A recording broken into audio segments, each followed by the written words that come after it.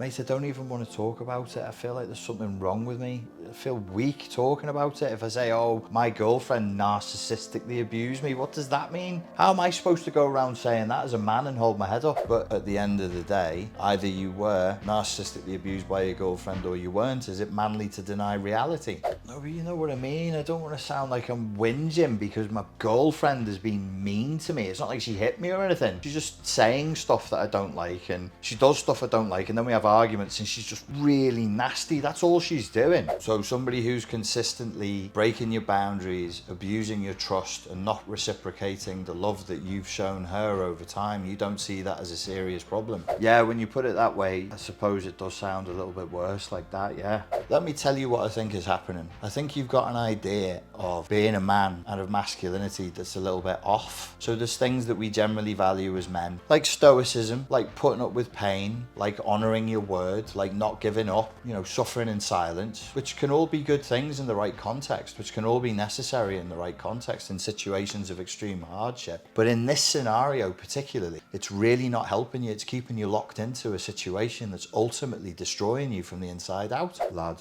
you sound like one of them feminists now talking about toxic masculinity or something. You and I both know toxic masculinity is nonsense, and it is a massive overgeneralization that basically criminalizes being a man. But you've got to admit, we've got certain coordinates going here that are going to keep you locked into a toxic and abusive relationship that you just need to let go of. Otherwise, the price you pay is going to be very, very high. You're expecting to sacrifice yourself and your happiness at the service of someone else. Now, if you're literally a soldier in a war, that would make sense, but you're not. Yeah, you're right there, lad. What do I need to do then in order to deal with this properly without feeling weird about it? I think you just have to have the honesty and the courage, which I would say are both virtues, and both virtues that should be valued by men. Honesty and courage, right? The honesty and the courage to say that you're in pain, that you don't like it, and you need a little bit of help. I mean, suffering in silence and not asking for help when you don't need it is not useful. You know, even in the military, if you had a problem or if you had an injury and you didn't declare it, and then they found out whilst you're on operation, you can get court-martialed for that. People get banged up for not declaring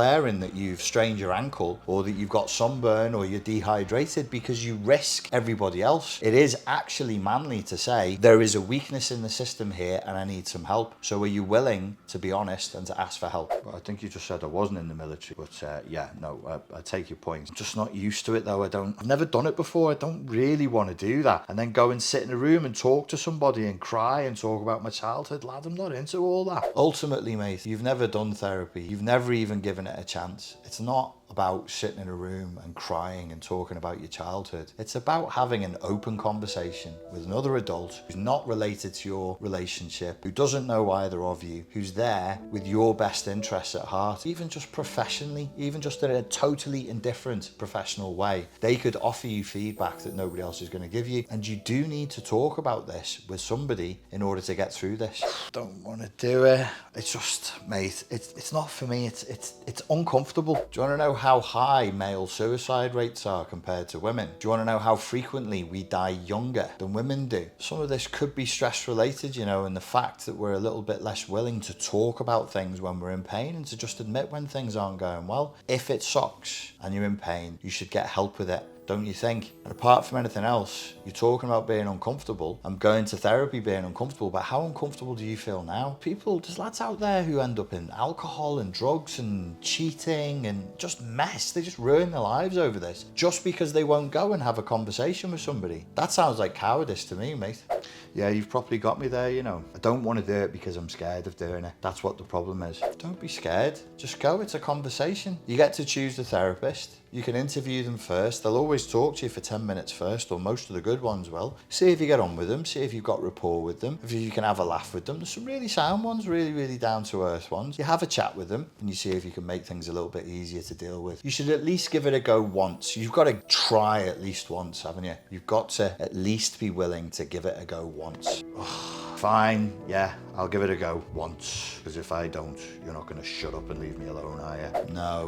No, I'm not. If you think that you would benefit from talking to somebody about your problems and having a conversation with another adult about how you feel because you're struggling and you're in a difficult relationship through no fault of your own, don't try and handle it on your own. Don't try and handle it just by reading books and watching videos. Seek professional help from a qualified mental health practitioner who specialises in narcissistically abusive relationships. Ladies and gents, thank you very much for your time and for your attention, and I look forward to speaking to you again soon. Hello folks, the new course, Unplugged from the Matrix of Narcissistic Abuse, is out now and available from this link right here. Thank you.